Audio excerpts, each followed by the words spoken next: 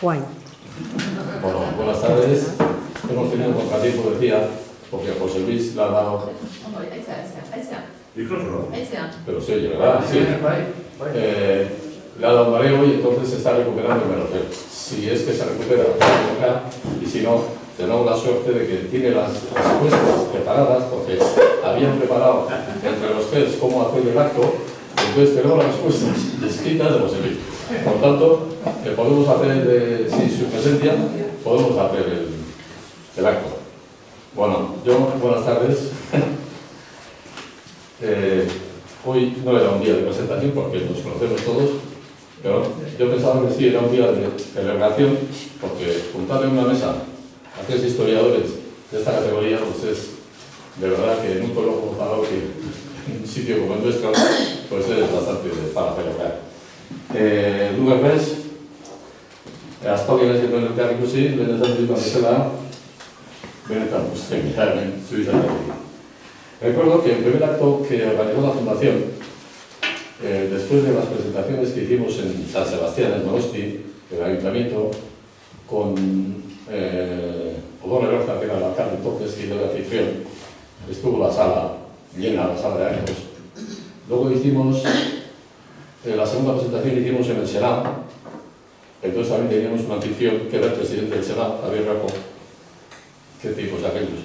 Y los nos invitaron a comer en el mismo Senado y allí participaron pues, Carmen Iglesias y participó Javier Cadera, participó Juanjo Laborda, Roberto Lochuti, que era senador, y algunos más que ahora en este momento no me acuerdo. Pero después de todo eso, yo creo que el primer acto que hicimos fue en Bilbao. Y fue pues, un coloquio, un debate, una conversación, como queráis, entre Luber y Javier Corcuera. Tú la acordabas en Ortega García, tiempos aquellos. Pero, es decir, Luber estaba en el primer acto nuestro, estuviste tú, y el que moderó, el que impulsó, el que incitó, era José Luis. Estuviste José Luis y tú con Javier Corcuera. En Ortega García, creo que fue el primer acto. Por tanto, Luber también pues, empezó la andadura nuestra que fue nuestro amigo. Gaisca, lo tenemos aquí otra vez, hace poco ya sabéis que estuvo presentando su último libro, no sé qué número es ya, pero bueno, ayer pasamos todo el día casi juntos, porque a raíz de ese libro, Gogora organizó un acto en Bilbao, un acto me parece que fue memorable, y pasamos todo el día juntos. Ya sabéis que Gaisca pues es patrono y fundador de la Fundación, historiador de la siguiente generación. Se puede decir que Luber y José Luis son de una generación, vosotros sois de la siguiente generación, ¿no? Y José Luis son... ¿Qué pasa, Tom? ¿No eres tan mayor tú?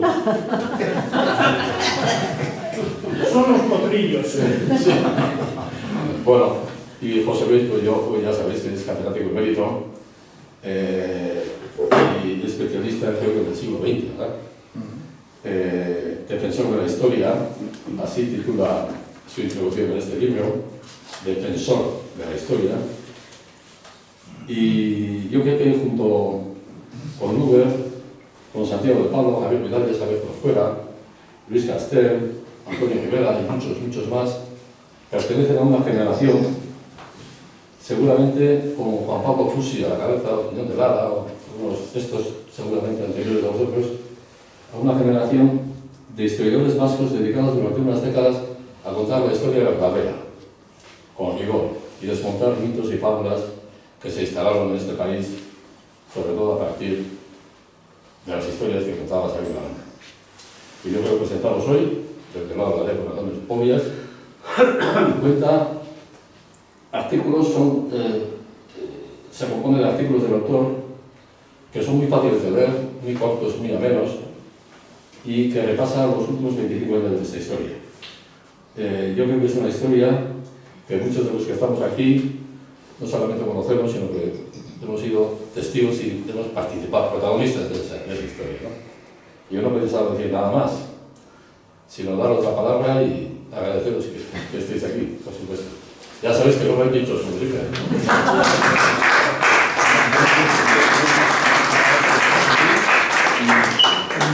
Creas un texto y luego... Vale. cara a Google. Sí, cómo no. Arratsaldeon guztioi, buenas tardes a todos. Evidentemente no soy José Luis, pero voy a hacer de José Luis hoy. Ni de su generación. Bueno, hemos venido en coche, nos ha traído a Mary y a mí en coches de Bilbao, y justo al llegar a Zarauz, no sé qué tenéis los aires marinos, que se ha mareado, se ha quedado en la habitación, está un poco mal. Ha dicho que va a intentar venir más tarde si se recupera, pero que si no se recupera, sigamos nosotros. Y como ha dicho antes Luger, José Luis es más alemán aún que él, y es tan cuadriculado, tan preparado, que tiene todas sus respuestas preparadas. Tiene su discurso preparado a máquina, y eso hace que podamos hacer de José Luis, Luger y yo, perfectamente, y que no se note casi nada, excepto por el bigote. Bueno, yo voy a empezar leyendo la presentación que había preparado José Luis para este acto. La voy a leer tal como está y entender que no son mis palabras sino las suyas, ¿no? Es para mí muy grato estar aquí para presentar mi último libro sobre la Euskadi contemporánea, historia y política en esta casa, el SASPI, que es también la mía como patrono de la Fundación Mario Nandía desde que se constituyó en 2009. Son ya más de 15 años en los que he asistido y participado en numerosos actos, la mayoría culturales, en especial presentando libros sobre la historia de Euskadi, tanto de otros autores como míos, colectivos o individuales. Este libro es muy diferente de todos los anteriores por ser la recopilación de la mayoría de los artículos de opinión que he publicado en las últimas décadas en varios periódicos, sobre todo El Correo, El Diario Vasco y El País. Unos tratan de hechos históricos relevantes, mientras que otros son de análisis político de actualidad, pero siempre vistos desde perspectiva histórica, con excepción del epílogo, que es un artículo que salió en Gran Place, la revista de nuestra fundación, sobre el Estatuto Vasco. Me refiero al nonato, el denominado Nuevo Estatus, que no consiguió aprobar el Lehendakari Urkullu en sus 3 legislaturas, relacionándolo con los estatutos anteriores. Por medio de la prensa he difundido algunas de mis investigaciones históricas durante más de 4 décadas. Este libro coincide con mi reciente jubilación, que no es total, pues continúo vinculado a la Universidad del País Vasco como profesor emérito. Los historiadores hemos tenido mucho protagonismo en esta fundación, creo que afortunadamente. En esta sede han hablado algunos tan importantes como Juan Pablo Fusi, Carmen Iglesias, José Álvarez Junco o el añorado Santos Juliá, al que entrevisté para Gran Place. También lo son los que hoy me acompañan aquí, muy conocidos, por lo que solo les dedico unas pocas palabras. Gaizka Fernández Soldevilla quiso que le hiciese su tesis doctoral y le presenté aquí cuando la estaba empezando porque era sobre la historia de Euskadi Ezkerra. Pronto se convirtió en uno de los miembros más activos de la Fundación y en un gran historiador que está realizando una estupenda labor en el memorial de las víctimas del terrorismo con sus numerosos libros, artículos, documentales y exposiciones. Ahora está en Bilbao, dedicada a la primera masacre de ETA en la cafetería Arlanda en Madrid en 1974. Son obras fundamentales para conocer la historia de Euskadi desde la dictadura de Franco hasta nuestros días. A Luger Mes le conocí hace 40 años cuando vino a investigar sobre el nacionalismo vasco a principios del siglo XX para su tesis doctoral en la Universidad Alemana de Bielefeld. Como decidió afincarse en Euskadi, nuestra relación fue increciendo como compañero de departamento de Historia Contemporánea de la UPV y buen amigo, hasta el punto de que él y Santiago de Pablo son los historiadores con los que he compartido más proyectos de investigación y libros colectivos. Varios de estos los hemos presentado aquí. Luger no es solo una autoridad a nivel internacional en el estudio de los nacionalismos, sino que es un historiador polifacético, como prueban sus trabajos sobre el vino de Rioja o su proyecto actual sobre la nueva cocina vasca, del que esperamos conocer pronto sus frutos. Y sin más preámbulos, le cedo la palabra a Luger.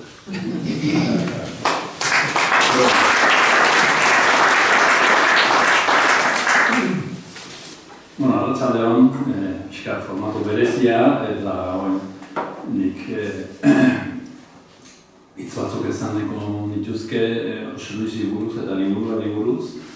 Eta gero ingo du pixka formatu aldatuta galderak egileari, liburuan autoreari galderak ingo dizkiegu, eta erantzunak nola dauzkagun hemen, gero irakurriko ditugu. Bueno, entonces quería empezar diciendo unas palabras un poco sobre José Luis desde 2 puntos de vista, ¿no? En primer lugar, desde luego expresando aquí mi alegría de poder estar aquí y participar aquí en esa presentación de este libro por 2 motivos, ¿no? Porque por una parte, José Luis es un excelente historiador y dos, es todavía mejor amigo. Y voy a empezar con unas reflexiones o recuerdos, ¿no?, que José Luis en su texto también ya ha mencionado, ¿no? Yo realmente cuando he oído que son 40 años ya, pues me he sorprendido un poco, ¿no? Estamos muy viejos ya. 40 años es verdad que yo, José Luis, fui la primera persona que conocí en la UPV, de todos los demás que luego llegué a conocer, cuando yo todavía era un doctorando, un don nadie, que no conocía a nadie, todavía no hablaba ni bien castellano ni tampoco euskera. Y desde el primer momento yo recuerdo que José Luis me abrió sus puertas, me dio un montón de ayudas, libros, fotocopias, y me ayudó muchísimo, ¿no? Y esto yo realmente nunca le voy a poder agradecer lo suficientemente, porque ahí empezó un poco todo luego mi carrera posterior también académica, ¿no? Si no tienes así al principio, pues esta gente, estos amigos que te ayudan y te apoyan, pues es difícil que sigas luego en este camino, ¿no? Entonces esto, en buena medida, si yo estoy aquí, si soy catedrático y tal, también es gracias a este apoyo por parte de José Luis, ¿no? Y luego,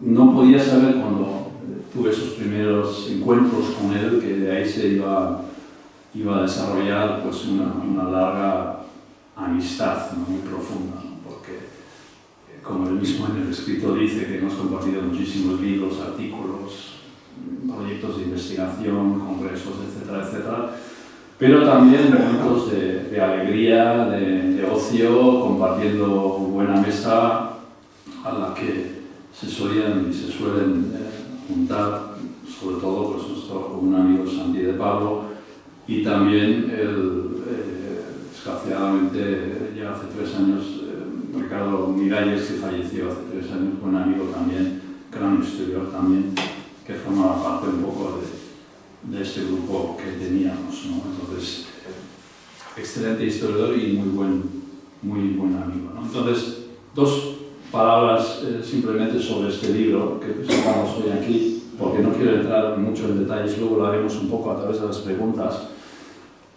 porque además si entro aquí en detalles no vais a comprar el libro y no lo vais a leer, o sea que no, eso no lo voy a hacer.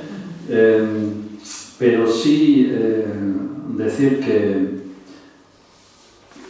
hay una virtud que veo en este libro muy importante, ¿no? Porque con este libro yo creo que José Luis ha logrado realizar un objetivo que muchos de nosotros como historiadores académicos tenemos, y es decir, consiste en salir de la torre de marfil que es la universidad, ¿no?, e intentar un poco divulgar los resultados de nuestras investigaciones en un lenguaje ameno y entendible y comprensible, también para gente, digamos, más alejada a los círculos universitarios, ¿no? Y entonces, este libro, que es una colección de artículos, 64 creo que son artículos sobre los más diversos temas, reúnen esas 2 cosas, ¿no?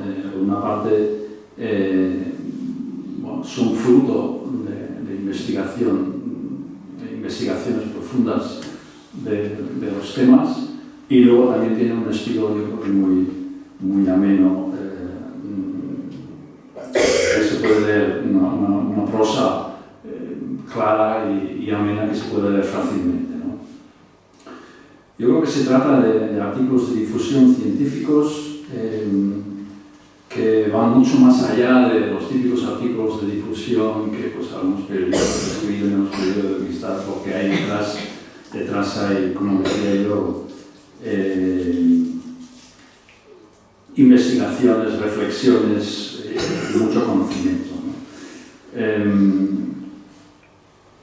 Yo creo que este tipo de libros hoy en día son absolutamente imprescindibles, y máximo en tiempos como estos en los que, por mencionar tan solo un ejemplo, la violación de la realidad histórica por un hombre que niega los resultados electorales adversos y cambia el papel de agredido y agresor en la guerra de Ucrania, cuando estas ideas se han instalado en la mente del hombre más poderoso de esta tierra, ¿no? En ese sentido, yo creo que, y eso lo iba a decir a José Luis personalmente y se lo voy a decir también, creo que es un libro que en cierta medida, y teniendo en cuenta lo que está pasando en América, lo que está pasando en los círculos de la extrema derecha que están cogiendo auge en muchos países de Europa, es un libro un poco en ese sentido que va contracorriente, ¿no? Contracorriente porque pone ilustración contra fake news y contra mitos. Yo creo que eso es, en esos tiempos que corren, más importante que nunca. Por eso le quería agradecer muchísimo la publicación de este libro a José Luis, y con nuestros aplausos, si estoy de acuerdo, lo podemos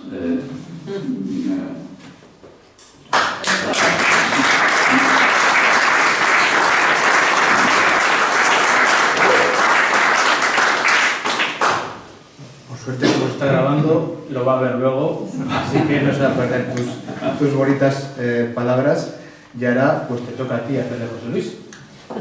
Nos intercambiamos, porque yo tengo las preguntas preparadas. Eso ya me tengo que poner las gafas porque eso es exagerado. José Luis, como es extremadamente previsor, Sí. había preparado ya las respuestas. Por cierto, ya los habéis todos, José Luis fue mi director de tesis, me ha aprobado libros, me ha presentado libros, me ha hecho de todo, y también, como el caso de Luger, pues me cogió cuando era un pipiolo y me ayudó, es un impulso crucial. Pasa que Luger lo explica mejor, así que no voy a repetirlo porque es la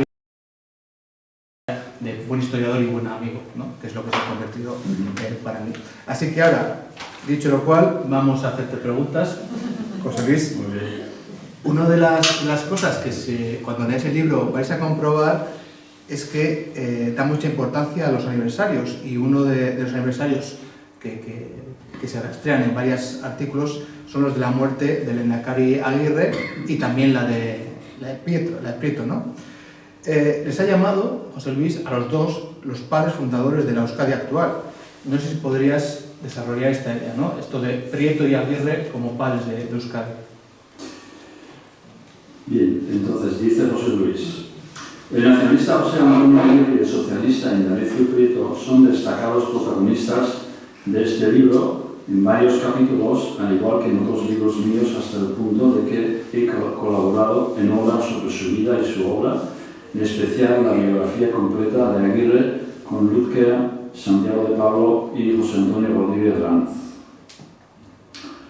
Y la excepción o exposición que le dedicamos con motivo del cincuentenario de su muerte. También he publicado con Luis Sala la valiosa correspondencia entre ellos en el libro Vidas Cruzadas. A mi juicio, que comparten otros historiadores, Aguirre y Prieto han sido los políticos vascos con talla de estadistas más importantes del siglo XX. Les he denominado los padres fundadores de Euskadi por ser Prieto y Aguirre los artífices del Estatuto de 1936.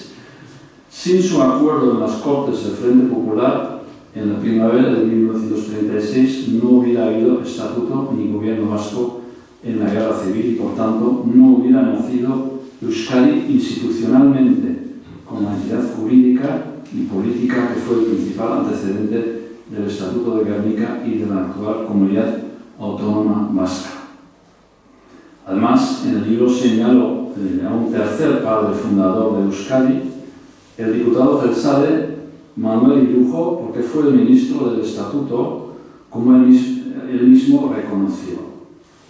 El PNV aceptó que fuera ministro del gobierno de Largo Caballero con la condición sine qua non de la aprobación inmediata del Estatuto Vasco por las Cortes Republicanas. Estas lo aprobaron el 1 de octubre de 1936, 6 días después del nombramiento de Irujo, 6 días antes de la elección de Aguirre como Lehendakari y la formación del primer gobierno vasco en Gernika. El 1 y el 7 de octubre de 1936 son hitos históricos que deben ser conmemorados. Hablando de conmemoraciones, José Luis también da importancia a ciertos lugares de memoria, ciertos lugares simbólicos, ¿no? Y en Euskadi hay muchos. Uno de esos lugares es Estella, y él se refiere a los dos errores de Estella, ¿no? Dos errores además muy diferentes en el tiempo. No sé si nos podrías explicar más a qué se refiere con esos errores de Estella.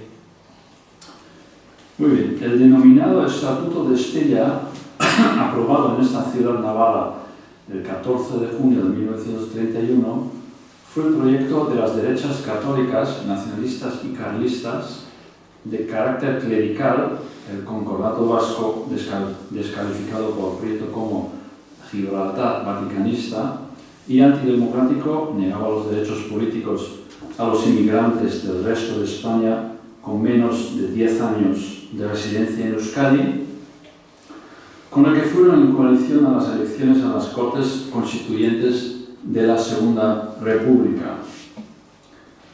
Dicho proyecto, que naufragó enseguida en esas Cortes, fue el primer error de Estella del PNV.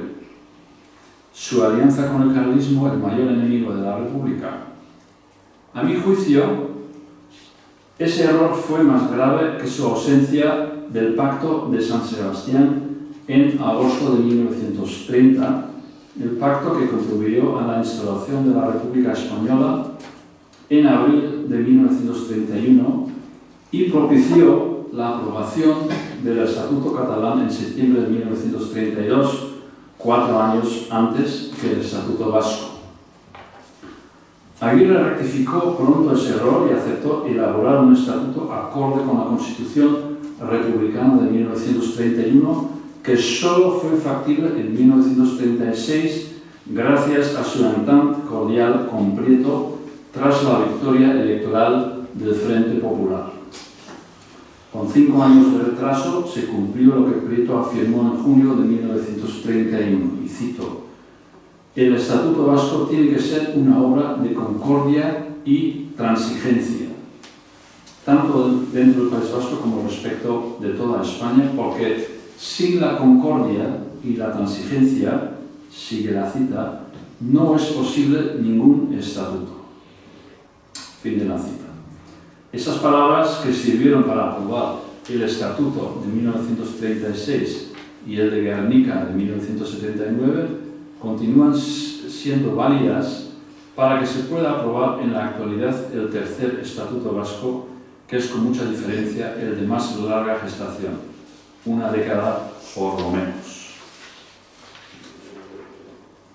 He llamado el segundo error de Estella del PNV a su pacto con Herri Batasuna en 1998, formando un frente abertzale por la autodeterminación a la independencia excluyente de las fuerzas no nacionalistas que además sufrían la violencia de persecución y el terrorismo de ETA, como quedó patente con los asesinatos del año 2000. El exviceministro Fernando Buesa, el exministro Ernest Lluch y tantos otros. El pacto de Estella fracasó, al igual que su secuela, el Plan Ibarretxe, que fue rechazado por las Cortes en 2005, como le pasó al Estatuto de Estella en 1931. La radicalización del PNV contribuyó a que perdiese por primera y única vez desde 1936 la lehendakaritza en los 3 años del gobierno socialista de Patxi López. La moderación del PNV con Urkullu Urtuzar le permitió recuperarla desde 2012 hasta ahora. Pues al contrario que Estella, hay otro símbolo que José Luis trata en su libro de una manera mucho más positiva, que es Guernica, ¿no? Guernica, ¿qué es para el historiador José Luis? ¿Qué simboliza? He contrapuesto Guernica y Estella como símbolos y lugares de memoria antagónicos en la edad contemporánea. Para mí, Guernica es un símbolo positivo aceptado por todos. Es la encarnación por excelencia de los fueros, el himno de Iparraguirre, el lugar donde se constituyó el primer gobierno vasco en 1936 y donde se aprobó el Estatuto de Autonomía vigente desde hace 45 años. Además, desde su destrucción en 1937, es también un símbolo universal contra la guerra y contra el fascismo, gracias en buena medida al cuadro de Picasso, uno de los mayores iconos del siglo XX. Guernica significa la pluralidad y la autonomía existente en la Euskadi real, que nació ahí en octubre de 1936 y se ha construido como nacionalidad en la España de las autonomías desde 1979. En cambio, Estella significa un triple fracaso: el carlismo en las guerras civiles del siglo XIX, del bloque católico de 1931 contra la Segunda República y del Frente Nacionalista de 1998 por la independencia de Euskal Herria. Y ya la última pregunta es sobre historiadores, ¿no? José Luis dedica bastantes artículos también a semblar las biografías de historiadores que ha conocido, como Tuñón de Lara, como Ricardo Miralles, al que ha mencionado antes Lúcar. Entonces, la pregunta es cómo ve José Luis el presente y el futuro de la historiografía vasca. De los historiadores que he publicado semblanzas sobresalen dos por mi gran amistad y colaboración: Manuel Tuñón de Lara y Ricardo Miralles. A Ricardo le dedicamos el último artículo de este libro. Digo dedicamos en plural porque lo firmé con Luque y Santiago de Pablo, también sus grandes amigos. Para mí fue más especial, pues, habiéndole conocido en la Universidad de Deusto.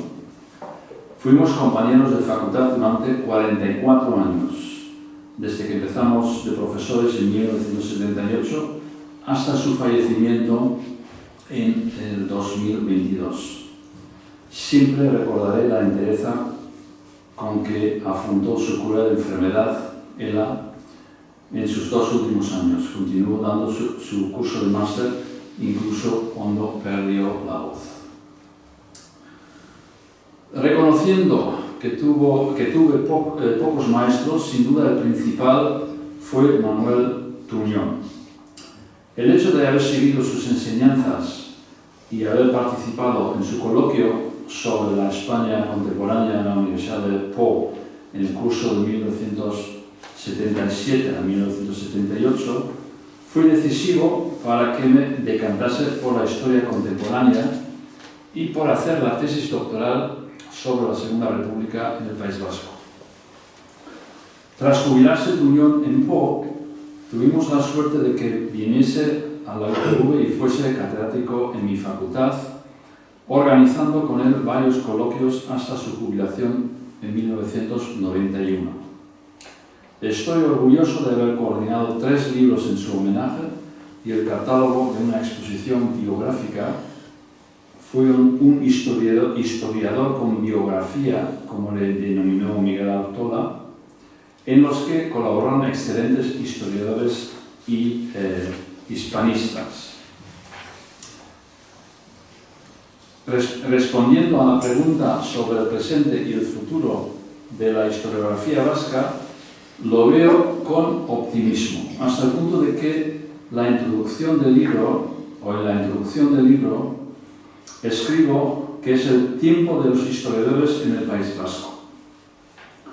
Por primera vez tenemos varias generaciones de historiadores profesionales, los que llamo pioneros en la década de 1970, que publicaron tesis fundamentales como la de Juan Pablo Fusi sobre el primer socialismo vasco y la de Javier Corcuera sobre el primer nacionalismo vasco, los de mi generación, que estudiamos la Segunda República y la Guerra Civil en los años 80 y 90, y los jóvenes de este siglo que se interesan por la dictadura de Franco, la transición y la etapa actual, como es el caso de Gaisca. Como indico en esa introducción, los historiadores vascos estamos afrontando bien 3 retos que teníamos al inicio del siglo XXI. Publicar buenas síntesis históricas, escribir la historia del tiempo presente y divulgar nuestras investigaciones en los medios de comunicación de masas. Un ejemplo de divulgación es este libro sobre la historia vasca por medio de la prensa.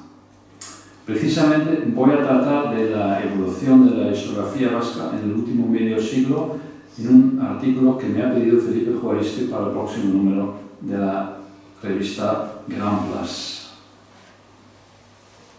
Pues ahora nos cambiamos el papel. Cambiamos el papel y busco las preguntas, querido José Luis. Bueno, como decía yo antes, o no sé si lo he dicho solo a ti o bueno, es igual. Ahora viene un segundo bloque de preguntas, con los papeles cambiados. Estas preguntas ya son un poco más dirigidas a José Luis como excelente catedrático de historia, con una larguísima trayectoria docente y de investigación, perfectamente capacitado para reflexionar también sobre preguntas, digamos, más relacionadas, podríamos decir, con la filosofía de la historia, ¿no? O sea, no directamente sobre este libro, sino más bien sobre la historia en general. Entonces, vamos a empezar con la primera pregunta. Y como vais a ver, yo he estructurado un poco estas preguntas en torno a diferentes citas que tenía yo recogidas por aquí y por allá de gente que bueno, pues han reflexionado, ¿no?, sobre qué es la historia, para qué sirve la historia, etcétera, etcétera, ¿no? Entonces, la primera cita es del filósofo español-americano Jorge Santayana, y él en su día acuñó un famoso dicho, ¿no?, y cito, que decía, muchos habéis oído seguramente esto lo mismo, ¿no? Quien no quiere recordar el pasado está condenado a repetirlo. Y mi pregunta en relación con esta cita es la siguiente. A la vista del notable auge de la extrema derecha, no solo en España, sino en Europa y hasta en la Casa Blanca, y a 2 meses de celebrar el 80 aniversario del fin de la Segunda Guerra Mundial, la pregunta es, ¿estamos condenados a repetir la historia? José Luis. Quien no quiere recordar el pasado está condenado a repetirlo. Es una frase muy conocida del filósofo Santayana. Me recuerdo que escribió Marx al inicio de su obra El 18 de Brumario de Luis de Bonaparte. Abro comillas, Hegel dice en alguna parte que todos los grandes hechos y personajes de la historia universal se producen 2 veces, pero se olvidó de agregar, una vez como tragedia y otra vez como farsa. Cierro comillas. Como la tragedia, Marx se refería al emperador Napoleón Bonaparte y con la farsa a su sobrino Luis Bonaparte, que también se proclamó emperador de los franceses. Respondiendo a tu pregunta, Luger, no estamos condenados a repetir la historia, pero como la evolución de la humanidad no es lineal, no es un avance constante hacia el progreso, como creía en el siglo XIX, sino cíclica, con avances y retrocesos, alternando etapas de oro y etapas de hierro, como señaló Julio Caro Baroja, a veces puede dar la impresión de que la historia se repite. Lo estamos viendo ahora. A nivel internacional, el auge de la extrema derecha y la guerra de Ucrania hacen que se relacione el presente con la década de los 30, y en concreto con 1933, el año en el que Hitler tomó el poder en Alemania. Se ha publicado un libro con este título significativo, Síndrome 1933. Cabe ver similitudes y hacer algunos paralelismos, pero el mundo actual es muy diferente al de la Europa entre guerras mundiales. Basta con indicar el dato de que entonces no había nada equivalente a la Unión Europea con sus 27 Estados miembros. Del mismo modo, la intensa polarización de la actual política española ha llevado a relacionarla con la Segunda República, pero nadie puede decir que estamos como en 1936. Entonces España era un país muy atrasado económicamente y carecía de tradición democrática, por lo que había bastantes fuerzas políticas y sindicales, algunas muy numerosas, que no eran democráticas. Un libro reciente de una hispanista sueca se titula El naufragio de la Segunda República, una democracia sin demócratas, lo prueba. Esto no lo dice nadie sobre la España actual después de casi medio siglo de constitución y elecciones democráticas. La historia no se repite, pero es conveniente conocerla bien y aprender de ella para no cometer errores del pasado, como menciono en varios artículos de este libro. Muy bien. La segunda pregunta también arranca con una cita de un literato que me gusta mucho, León Tolstoy.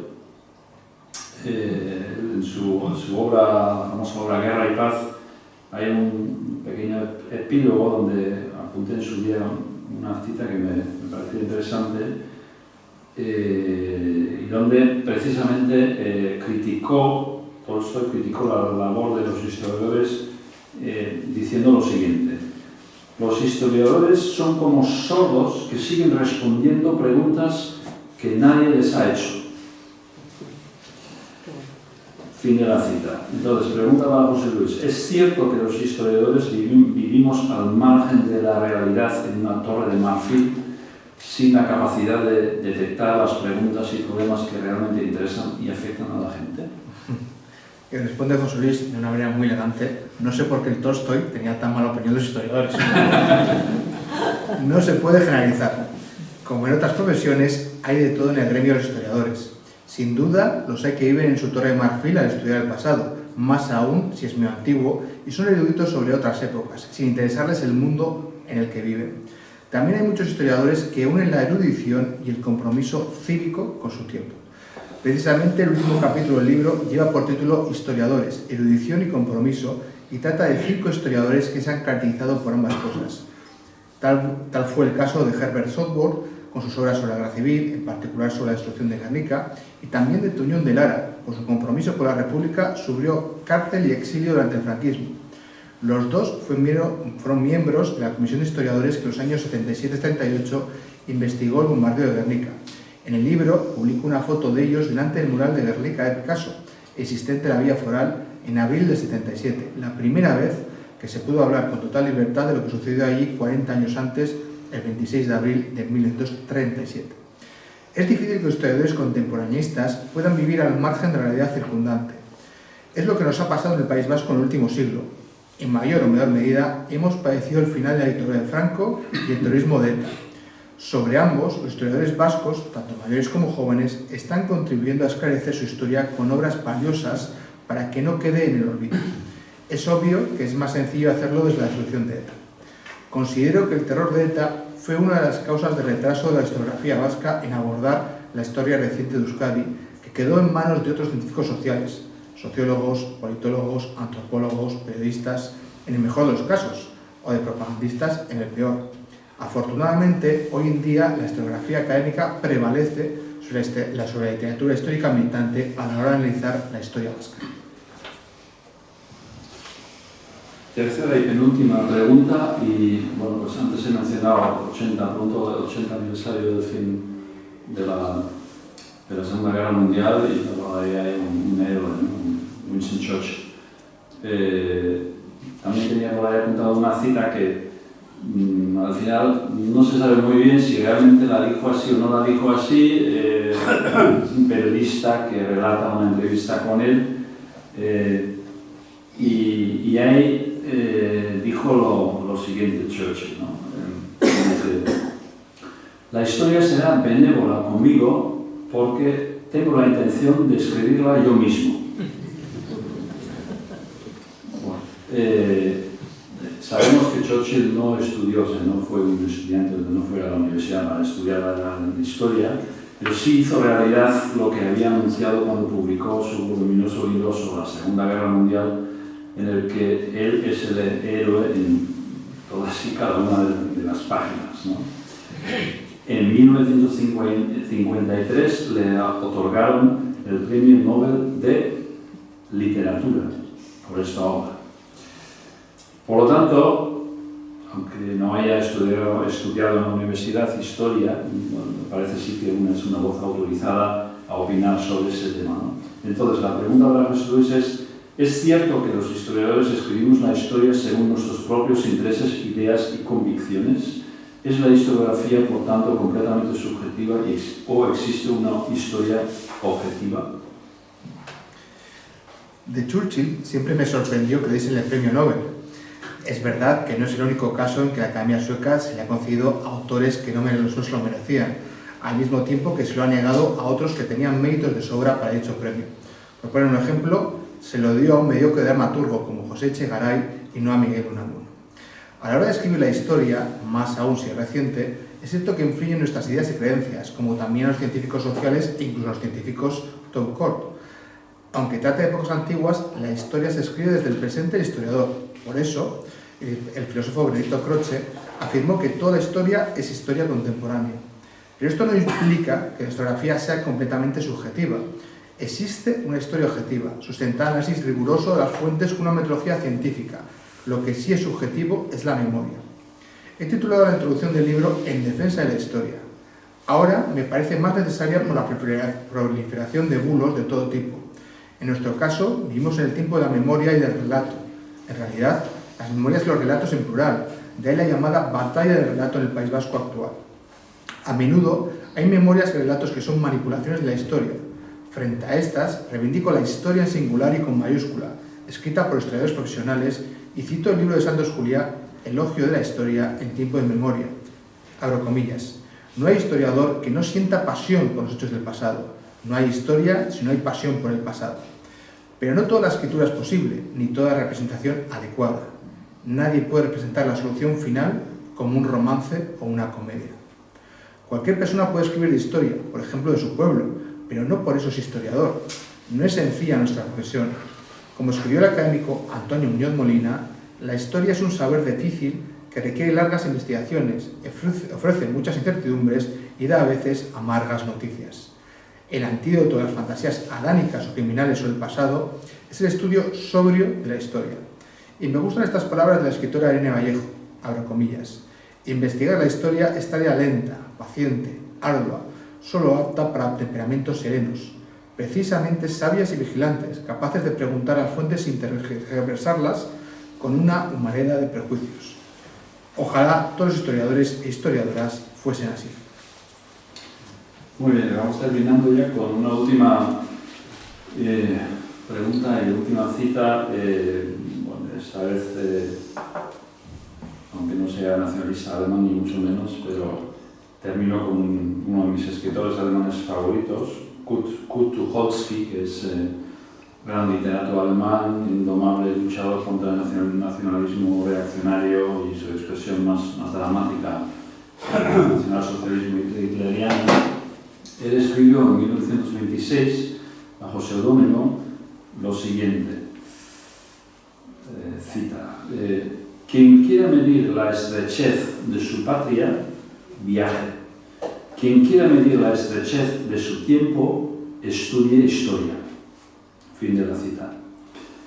Entonces, yo deduzco aquí viajar como antídoto contra un nacionalismo cerrado y egoísta y el estudio del pasado como palanca cognitiva para comprender la contingencia del presente y para darnos cuenta de que si las cosas ahora son así, no es inevitable que sean así, que pueden ser de otra forma, que podemos intervenir para cambiar la historia. Entonces, mi pregunta, José Luis, simplemente sería, ¿qué te sugieren esas palabras de Tucholsky?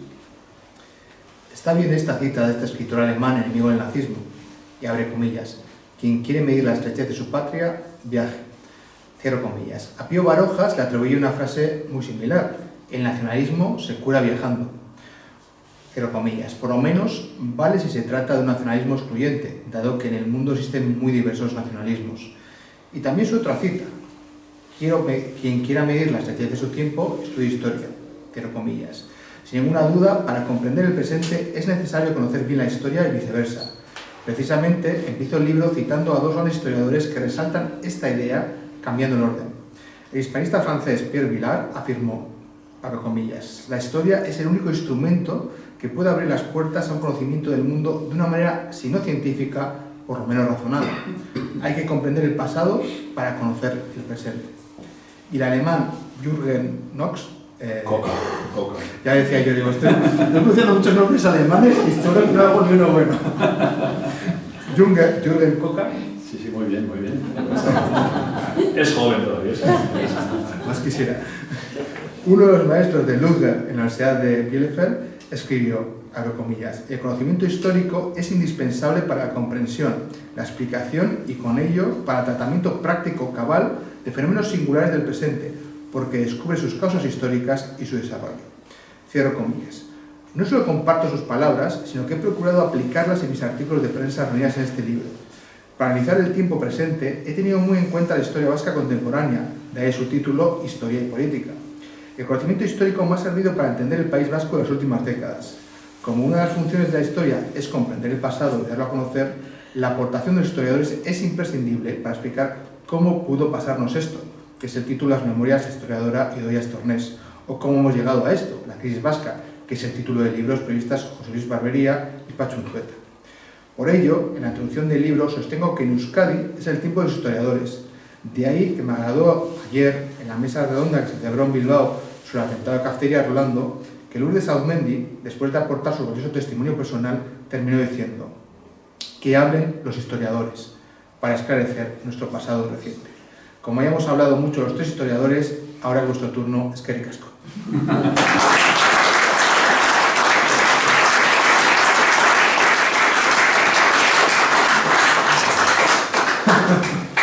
Bueno, no tenemos a José Luis, pero tenéis a un señor catedrático de la UPV, historiador, que podéis hacer unas cuantas preguntas sobre el nacionalismo vasco, de la Segunda República y el franquismo. Por la historia del vino también. Antes de subir a los pinchos. Bueno, a ti también te pueden hacer preguntas. A mí me tienen muy visto ya, les aburro.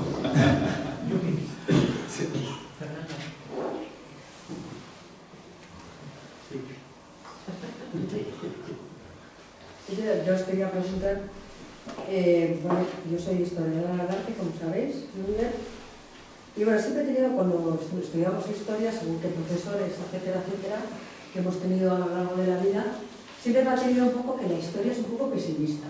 Aunque me habéis comentado que la historia no se repite, pero yo creo que se repite mucho. En muchos acontecimientos que hemos ido a lo largo de la historia, ¿no? Y tenemos un concepto quizás esperanzador, idealista, de que volvemos a los mismos errores una y otra vez. Pero no a lo largo de poco tiempo, sino a lo largo de la historia un poco largo. A mí sí me parece que la historia es bastante pesimista en muchos aspectos. Y luego comentabais un poco, ahora no me acuerdo, pero podríamos decir que también dentro de la historia, según quiénes estudian la historia y según en qué país estudias la historia, hay como unos caminos, unos senderos. No es lo mismo la historia francesa, ni la historia alemana, ni la historia española, los anales franceses, etcétera, etcétera. Hay como distintos caminos, que eso influye muchísimo en muchos acontecimientos, en muchos resultados. Y cuando hablamos de... O sea, a mí me encantaría creer que vamos a tener... Pero que la historia se ha repetido siempre, una y otra vez en muchísimas cosas. Se repite. Bueno, en definitiva yo creo que son dos preguntas, ¿no? Una es un poco sobre si se repite o no la historia y la otra es un poco sobre, como dices, diferentes senderos o caminos nacionales, que eso influye en la manera de analizar la historia, ¿no? Bueno, voy a empezar con lo primero, tú luego dices lo que quieras también. Chiquillo. Bueno, yo discrepo totalmente. O sea, la historia repetir nunca se repite. Repetir en el sentido sensu stricto. Es decir, lo mismo que hemos visto ocurre otra vez. Porque la historia avanza y los tiempos cambian. En una de las respuestas de José Luis, por cierto, creo que ha intentado explicar esto muy bien, en el sentido de decir que ahora hay un auge de la derecha, y eso vimos también en los años 30, finales de los 20 años 30, auge de la derecha que al final, en Alemania, en Italia y demás, pues conquista el poder.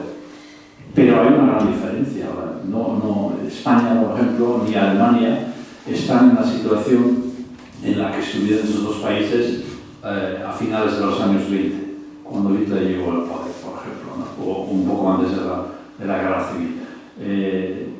Se trata de una sociedad mucho más consolidada, mucho más próspera, donde hay una opinión pública muy viva, donde hay medios de comunicación independientes, donde hay un sistema jurídico todavía independiente, donde no hay una crisis con estas tasas de paro tremendas que hubo pues, en los años 30, por ejemplo, ¿no? Entonces, todo esto ha cambiado. Entonces, claro, la derecha, que además, en parte, por lo menos, reivindica esa tradición. En Alemania he visto, lo sigo muy cerca la evolución, ¿no?, del partido de extrema derecha, cuyo cofundador, hablando del desastre del nacionalsocialismo, dice, bueno, esto literalmente traducido sería, esto no fue más que una pequeña cagada de un pájaro en la gran historia alemana, ¿no? Es decir, esto no tiene importancia, cuando realmente fue una época que cambió todo, ¿no? Entonces, todo esto sí es cierto, que vuelve a subir y expandirse y coger fuerza, pero el contexto es completamente diferente. De ahí que creo que la palabra repetir la historia no funciona. Sí es cierto, y por eso estudiamos la historia. Es la única herramienta que tenemos para poner, de alguna manera, señales en nuestra vida, hacia dónde hay que ir y hacia dónde no hay que ir. No tenemos otra posibilidad de orientarnos en ese caos que muchas veces nos parece el mundo en el que vivimos. La historia es la única cosa que tenemos. A ver, ¿qué hicieron nuestros padres y nuestros abuelos en situaciones no iguales, sino quizás similares? Esto podemos sacar una conclusión sabiendo que nuestros tiempos de ahora son completamente diferentes, y eso es lo que tan clásicamente, tan de modé, tan tradicionalmente se llama aprender de la historia. O sea, si no hubiera similitudes, eso sería completamente imposible. O sea, si no hubiera similitudes, no podemos sacar ninguna conclusión, no podemos aprender nada en nuestro estudio de la historia. Entonces, ahí sí tienes razón. Similitudes sí, pero fenómenos iguales nunca. Cada momento histórico es absolutamente individual y no tiene nada que ver con el otro. Ahora bien, a partir de ahí, similitudes, trayectorias similares en la historia sí las hay, y yo creo que de ahí es donde podemos sacar, pues, nuestra orientación para nuestra propia vida y nuestra orientación en la propia vida, ¿no? Entonces, yo lo veo por lo menos así. Y la segunda cosa, bueno, evidentemente las culturas nacionales tienen su influencia. Que, bueno, pues en Alemania se haga mucha historia de Alemania, mucho más que historia de España, y viceversa. Y que, en fin, las tradiciones culturales, políticas, identitarias, pues influyen ahí, eso es evidente. De ahí, una de mis preguntas era también, pues, el tema de la objetividad, ¿no? Entonces, la objetividad total no existe, tampoco para el historiador, no existe. Pero uno de mis grandes maestros en Alemania, Reinhard Koselleck, falleció hace tiempo, yo recuerdo siempre una frase que dijo cuando intentaba explicar ese fenómeno, es decir, que la objetividad total no existe, pero tampoco se puede ir al otro extremo, es decir, es todo creación literaria, porque ya sabéis que en el postmodernismo pues existe esta teoría de que la historia no es más que un relato literario, ¿no? Que este señor y yo y el tercero que no está con nosotros, pues nos hemos imaginado en nuestras mentes, donde influyen nuestras convicciones propias, nuestras sensaciones, nuestros sentimientos, nuestras emociones, y de ahí sale luego el producto de la investigación histórica. Eso es todo, es así, porque cuando Gaisca o yo hacemos una investigación, todo esto tiene su impacto y su influencia, y no lo podemos evitar, pero, y ahí vuelvo a mi gran maestro Koselleck, que dijo una cosa, que existe, lo llamó el veto de las fuentes. Es decir, Si hoy en día alguien dice, por ejemplo, por poner un ejemplo, el Holocausto es un invento de los judíos, pues las fuentes demuestran que esto es una mentira, que el Holocausto existió. Luego, ¿qué interpretación hagamos de por qué y todo esto? Eso es otra cosa, pero que existió, ahí están las fuentes. Y no podemos obviar el mensaje que nos emiten las fuentes que están ahí. Entonces, la interpretación de las fuentes puede ser diferente, evidentemente, pero hasta un cierto grado, ¿no? Entonces, eso es un poco donde, pues a la subjetividad se ponen los límites. Es decir, un buen historiador tiene, en primer lugar, tiene que hacer dos cosas. Una, tiene que ser consciente de que él no va a ser capaz de emitir un veredicto completamente objetivo, porque eso es imposible, porque somos seres humanos y podemos errar. Yo recuerdo que ciertos acontecimientos históricos a lo largo de tantas décadas, pues hoy en día las interpreto y las veo de otra manera que las hacía antes. Pero primero, ser conscientes de que nuestra objetividad es muy limitada y muy influenciada por nuestro contexto personal, pero la segunda cosa es, hay que saber leer las fuentes y sacar los mensajes que nos emiten esas fuentes. Esto es, digamos, son las dos leyes básicas para cualquier buen historiador, creo yo, y de ahí que también se pueda admitir sin problemas. Evidentemente, la historiografía en Francia, en Alemania y tal, pues puede ser diferente, pero hay una base común que yo creo que consiste en esos dos fundamentos. Respecto a lo que ha estado diciendo antes, de que si se repite o no se repite, y toda esa exposición de cómo hemos mejorado, a mí me parece que la mejora, esa evolución que tenemos, pues es debido a la industrialización, a la tecnología y a la democracia. Pero sin embargo, si comparamos este 2025 con el 1925, estábamos en el espíritu de Locarno. Había una armonía internacional fantástica que había puesto fin a todas las rencillas de la Primera Guerra Mundial. Y fue pues el espíritu de Locarno, los felices años 20, la Belle Époque, que terminó en el 29. Pero políticamente había una armonía internacional de Estados Unidos, de Europa, pues era el espíritu de Locarno. Que aquello lo hemos estudiado en la historia como un espejismo. Como un espejismo, ¿crees? Sí, un poco sí. Sí, ¿por qué? ¿Porque terminó en el 29 o porque no era verdad lo que decían? Bueno, eso es un... a ver, sí, tienes razón, es así. Aparentemente, después de la gran catástrofe de la Primera Guerra Mundial, ¿no? Parecía que las cosas se habían tranquilizado. De ahí, pues, esa glorificación de los años 20, ¿no? De la Belle Époque, las ganas de vivir, es lógico. Pero si miras un poco detrás, qué pasa detrás, y yo, por ejemplo, como ejemplo solamente, pues qué pasa en Alemania.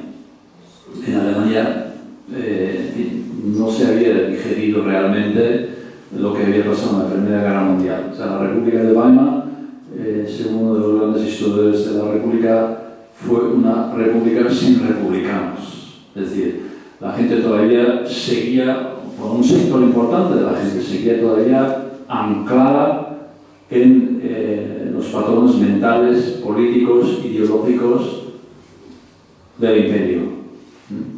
Entonces, no hubo una democratización verdadera, hubo industrializaciones de verdad, pero en las estructuras políticas seguían dominando o tenían muchísima influencia las viejas fuerzas dominantes de antes, es decir, los militares, por ejemplo, y los grandes industriales también, y sectores que venían de mucho antes, los antisemitas, por ejemplo, con organizaciones que organizaban cientos de miles de socios en su seno. Es decir, si ves esa realidad y la contrastas con la apariencia de ese espíritu de paz y de convivencia, ves que algo falla y lo que falla es lo que conduce luego a la Segunda Guerra Mundial. Por lo tanto, yo creo que hay dos realidades, y tú tienes razón y te doy la razón en esto, que aparentemente pues, hay un esfuerzo en el ámbito internacional por, en fin, superar las consecuencias, ¿no?, de la catástrofe, de la primera catástrofe, pero si miras un poco lo que pasa dentro, en los países, das cuenta que hay la democratización realmente tiene sus límites y que hay sectores muy importantes que quieren volver a lo de antes. Bueno, de verdad que tiene que ser así porque duró muy poco. Y luego, pues claro, tenían la pesadilla de la Primera Guerra Mundial y había que sacudirse ese yugo. Pero claro, la crisis del 23 también fue muy gorda para que el 25 fuera tan estupendo. Pero a mí me da mucha tristeza ver que en 1925 hubo un respiro y que en el 2025 nos están acogotando, que parece que tenemos la Tercera Guerra Mundial a la vuelta de la esquina. Pero en ese 25 tan fantástico teníamos los imperios a nivel mundial, teníamos las colonias y teníamos una Alemania ahogada económicamente, reproduciendo situaciones que ahora el amigo Trump está intentando volver a poner de manifiesto, que es frente al libre comercio, el proteccionismo, los aranceles y en esos felices años 20, quien no tenía territorios para conseguir materias primas y para poder vender sus mercancías estaba ahogado y Alemania estaba ahogada. Y por lo tanto se entiende en gran medida lo que luego ocurrió en Alemania. O sea que, y en eso sí que hay algunas similitudes con el mundo que se está intentando crear. Sí, por eso se va a hablar de similitudes, pero... Bueno. Sí, Carlos. Apostillando lo que tú estabas diciendo, Roberto, en el año 25, justo después de la Primera Guerra Mundial, económicamente todos los países optaron por el proteccionismo. Eso lo primero. Lo segundo, los felices 20, bueno, en fin, serían en Estados Unidos, porque Alemania, como tú has dicho, hasta que no se puso en marcha el plan Dewis a finales del año 24, que es cuando realmente empieza un poco a mejorar la situación en Alemania, que era completamente caótica desde el punto de vista económico. Por apostillando luego lo que tú has dicho políticamente, etcétera, etcétera. O sea, Alemania completamente hundida. Y con el plan americano, el plan Dewis, es el que empezó realmente, por lo tanto, los felices 20, en fin, todo eso lo cogería distinto, salvo para el caso americano, que es completamente distinto. Yo añadiría una cuestión a este debate que es muy interesante y muy filosófico también, de la filosofía de la historia, ¿no?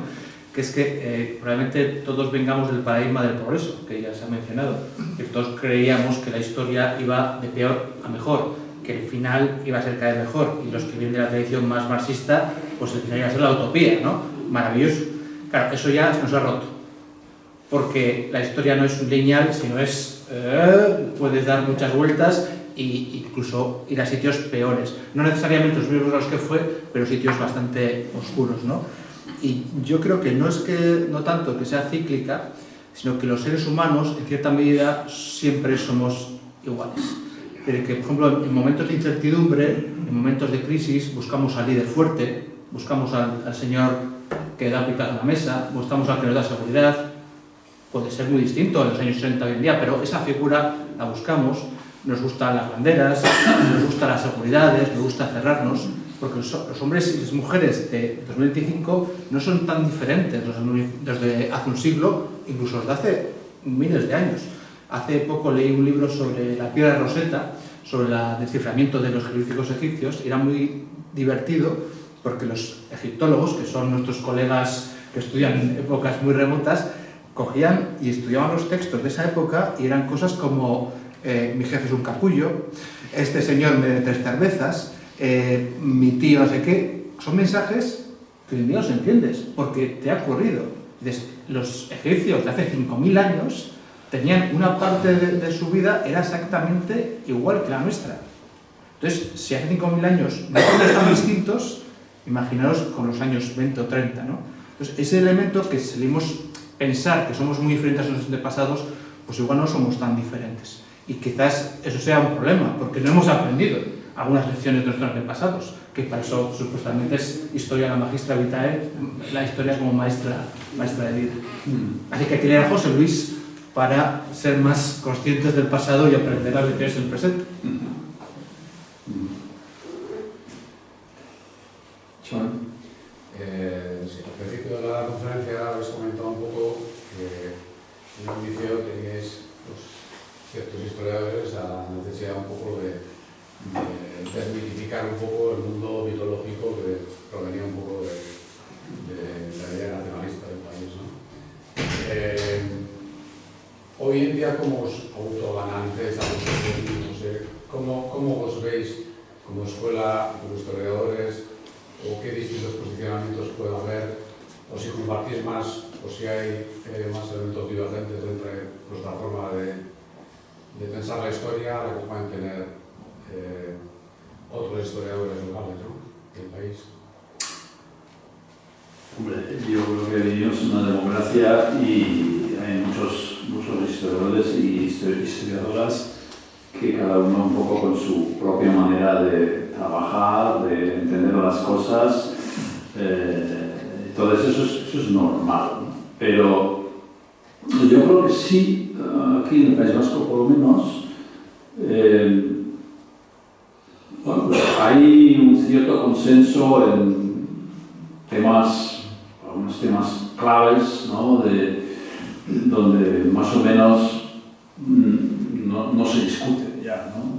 Yo qué sé, pues cuando se trata pues, de mitos históricos inventados por Sabino Arana, para solamente decir un ejemplo, ¿no? Yo creo que hoy en día nadie piensa, ningún historiador profesional o, en fin, con formación seria que yo conozca, cuestiona esto ya, ¿no? Es decir, entonces yo creo que ahí, José Luis hacía referencia también a eso, ¿no?, que ahí yo creo que la historiografía aquí desde los años 70 o incluso un poco antes pues ha avanzado muchísimo en el sentido de, bueno, aportar investigaciones serias que, bueno, que cualquiera puede leer y puede comprobar, ¿no? Porque claro, cuando sacamos nuestros libros pues indicamos nuestras fuentes, cómo nos basamos, explicamos las causas, aportamos documentos para consolidar un poco nuestros argumentos. Cualquiera que lo lea pues puede, bueno, le convence o no le convence, pero bueno, ahí están, ¿no? Entonces yo creo que poco a poco, bueno, pues se ha ido avanzando bastante, ¿no?, en el conocimiento de la historia y hay un cierto consenso básico en torno a cuestiones, yo creo que importantes, que hoy en día, por lo tanto, yo por lo menos lo veo así. No sé si tú, siendo de una generación más nueva, más joven, lo comparte así o... Yo creo que estoy de acuerdo con Luger en cuanto a historiadores académicos, es decir, que en los historiadores que nos dedicamos a la historia sí suele haber consensos bastante amplios, independientemente de que haya matices, interpretaciones un poco diferentes, que al final enriquece la visión, que es positivo. El problema en el País Vasco, pero bueno, también en otras partes, es que no solo hay historiadores haciendo historia, hay otros productores de la historia, ¿no? Aquí hay, por ejemplo, lo que llama José Luis literatura militante o literatura histórica, es decir, que hay muchas personas en Euskadi escribiendo libros, haciendo documentales, saliendo en ETV, haciendo reportajes, que su objetivo no es hacer historia, es otro. Y entonces, claro, la gente normal les confunde también con historiadores, nosotros los consideraríamos que están fuera del gremio, pero claro, tienen una voz, tienen una audiencia y pueden influir, ¿no? Y esto sí es una cosa que es peleaguda, ¿no? Porque no sigue las mismas normas que nosotros, no sigue la misma metodología, a veces se basan en fuentes tergiversadas, pero sí son reconocidos por una parte de la sociedad con el mismo prestigio que podemos tener nosotros, a veces tienen más audiencia, ¿no?, pública. Eso es lo que quería añadir también, ¿no? Porque esto es así y esto, ahí sí creo que tenemos que hacernos pues unas preguntas críticas, ¿no? Porque esta gente y no solamente aquí, también fuera de aquí, y también, pues, por ejemplo, pues, gente pues, revisionista pues, en cuestiones de historia de la guerra civil, por ejemplo, ¿no? Gente muy cercana a los sectores de la extrema derecha, y esa gente vende un libro y José Luis no puede soñar de alcanzar las ventas que tiene esa gente. Entonces, la pregunta es, ¿qué hacemos mal nosotros por no tener esos bestsellers? ¿Y qué hacen? ¿Cómo funciona esta gente?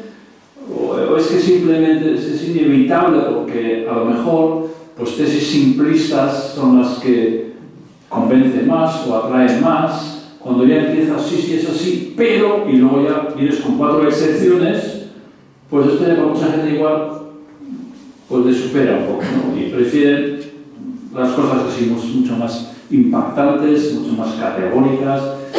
No sé si es por eso o no hemos aprendido a presentar nuestras cosas.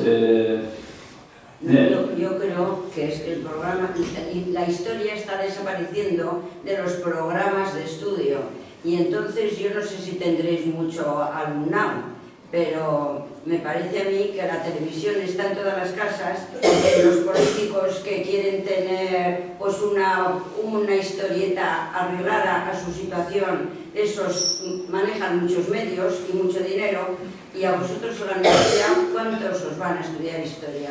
Si da desaparecido. A ver, nosotros no solo damos clases a gente que estudia historia. Yo, por ejemplo, no doy a gente que estudia historia, yo doy a gente, y sois mucha gente, que estudia periodismo, que estudia publicidad, que estudia comunicación audiovisual. Es mucha gente. Yo les doy clases de historia a esta gente. Sí. Es decir, todavía tenemos alumnos y alumnas. Pero esa transferencia, y antes hablaba de la Torre de Marfil, de la universidad, ahí estamos con nuestras investigaciones y nuestros libros muchas veces pues, los leen los colegas, pero no conseguimos penetrar más en gente. Por eso, no sé, yo por ejemplo, no me gusta hablar de mí mismo, pero de vez en cuando, bueno, bastante regularmente suelo participar en una tertulia en ETV por las mañanas, ¿no? Y no es porque pague mucho dinero, sino porque creo que pues eso te da la opción y te obliga, porque es una tertulia por la mañana, ¿no? Que muchas veces, pues, cuando la gente está en el bar y tomándose el café de desayuno y tal, pues, no, pero mira, y escucha un poco y luego te paran en la calle y dices, oye, pues mira, el otro día lo que dijiste, pues me parecía interesante, no sé qué, no sé cuántos, y digo, bueno, pues mira, te obliga de alguna manera, porque no puedo hablar ahí sabiendo qué público está viendo ese programa, no puedo hablar como hablo en la universidad, cuando hablo de, bueno, cuando toca historia y política de Estados Unidos, pues el lenguaje tiene que ser diferente. Me obligo a mí mismo, ¿no?, a hacer ese ejercicio, porque creo que ya que todos los ciudadanos de Euskadi, bueno, no, en este caso como soy funcionario español de España, me pagan, entonces tienen derecho también a recibir algo de lo que yo hago en la universidad. Entonces no les voy a obligar a comprar mis libros, porque igual pues no les interesa o no son de leer muchos libros, pero me obliga a mí mismo, ¿no?, pues a participar ahí, a cambiar un poco el lenguaje que normalmente uso en la universidad e intentar llegar pues a esta gente. Yo no sé, pero aún y todo siempre mantengo esta duda, ¿no? ¿Qué hacemos mal? ¿Dónde tenemos que avanzar? ¿Y qué podríamos hacer mejor para llegar a más gente, digamos, fuera de la universidad? Yo creo que es el gran problema que tiene la historiografía vasca, pero del resto de España y probablemente de Europa, ¿no? El abismo que hay entre lo que se produce, los historiadores, y lo que reciben los lectores, los ciudadanos. Porque la gente quiere saber historia. O sea, la gente compra revistas divulgativas de historia, la gente escucha podcast de historia, la gente va a exposiciones de historia.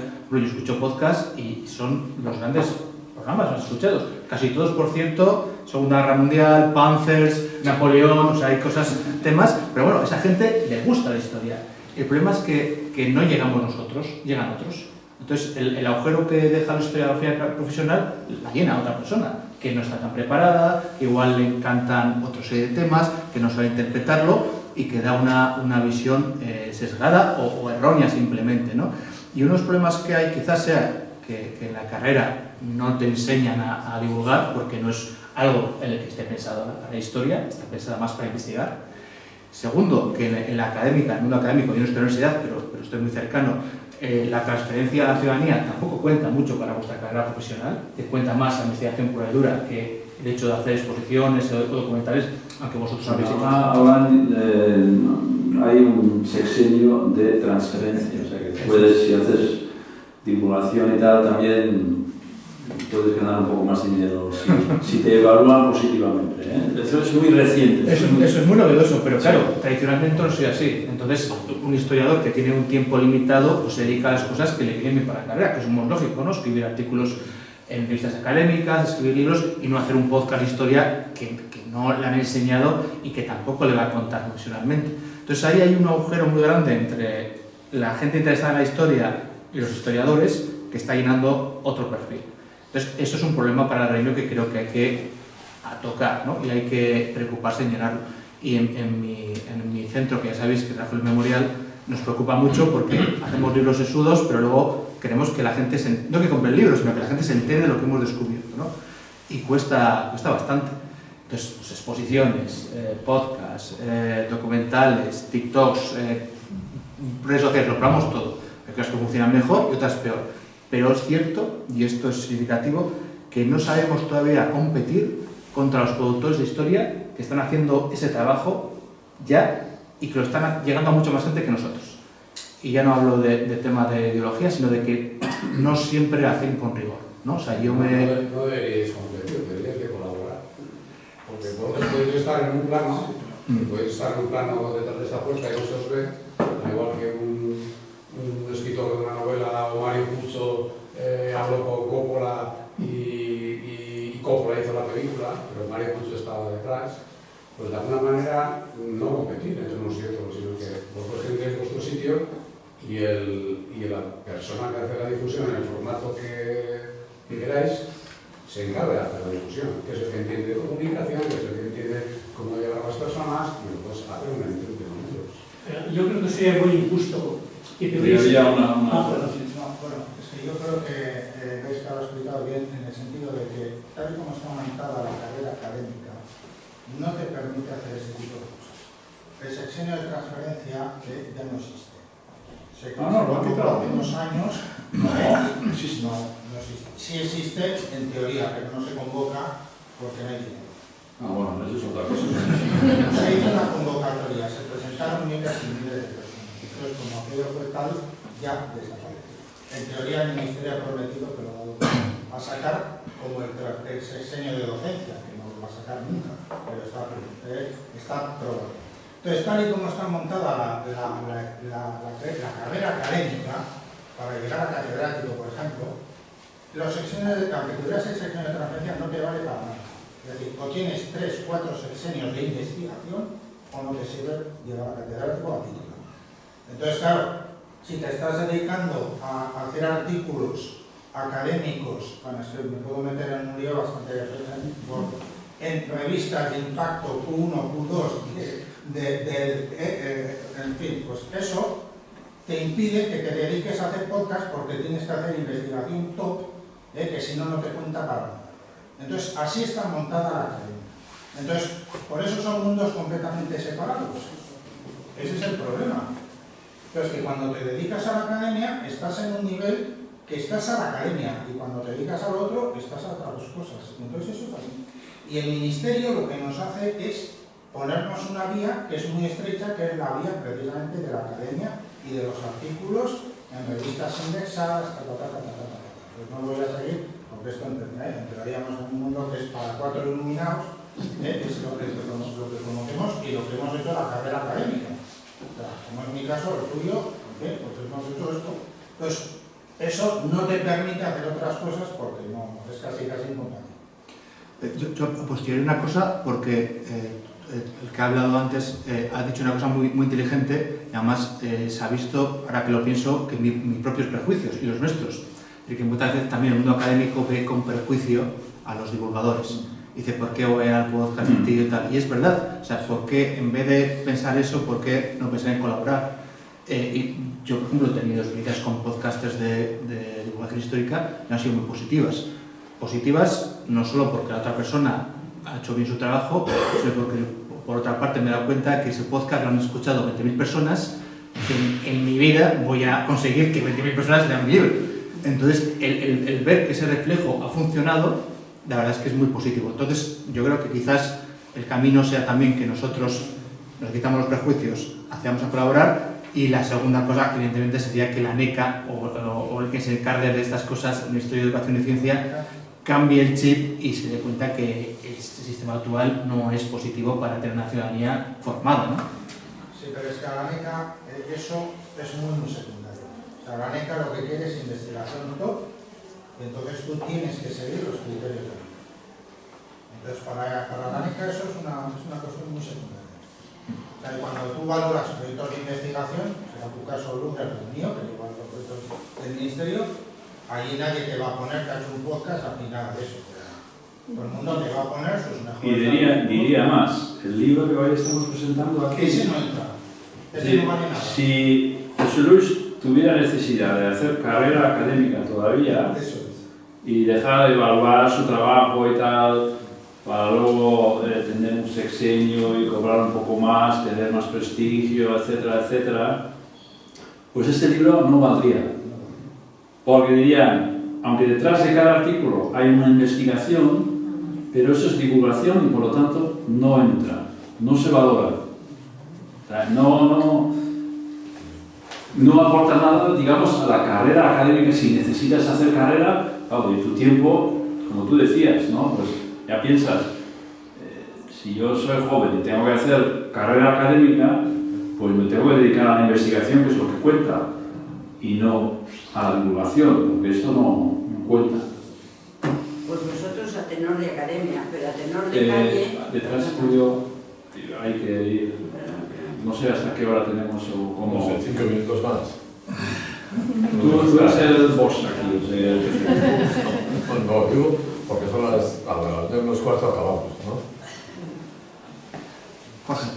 Yo decía que sería injusto que los historiadores, los que estáis aquí y los que estáis trabajando en Euskadi, tuvierais complejo de culpa de no hacer lo suficiente y complejo de inferioridad de que no se producen resultados. Yo creo que hay un plantel de historiadores profesionales buenos en Euskadi, bueno, y comparativamente con lo que ocurre en otros sitios de España, creo que excelente. Y creo que globalmente habéis sido capaces de enfrentaros, y cuando se trabaja profesionalmente a veces no es cómodo meterse en los temas incómodos, en la reflexión sobre el nacionalismo en Euskadi con vistas a que hay un proyecto de convivencia plural, y creo que habéis sido capaces de, globalmente, de enfrentaros al tema de la violencia terrorista y de otras violencias para que la sociedad asuma los errores del pasado con vistas a que no se repitan. Y creo que en eso la contribución del plantel de historiadores profesionales vascos ha sido realmente buena. Y globalmente estáis cometiendo también, digo cometer en este caso en sentido positivo, el que no solamente os refugiáis en hacer vuestros trabajos de investigación, sino que hacéis trabajos de divulgación. Que muchas veces no puede competir con un catamañanas, eso es evidente, pero eso es así, punto. Creo que en general estáis haciendo el esfuerzo de la proyección pública de vuestros trabajos. Artículos, libros, participación en medios. Que los poderes públicos vascos fueran capaces de apostar, sobre todo en los medios de comunicación público, porque se trasladaran más ese tipo de trabajos y de reflexiones ayudaría. Pero creo que tenemos que estar satisfechos de vosotros y tenéis que estar orgullosos de lo que estáis haciendo.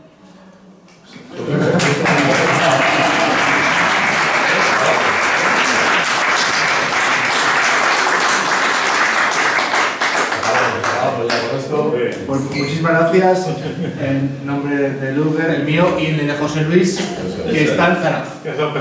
Claro,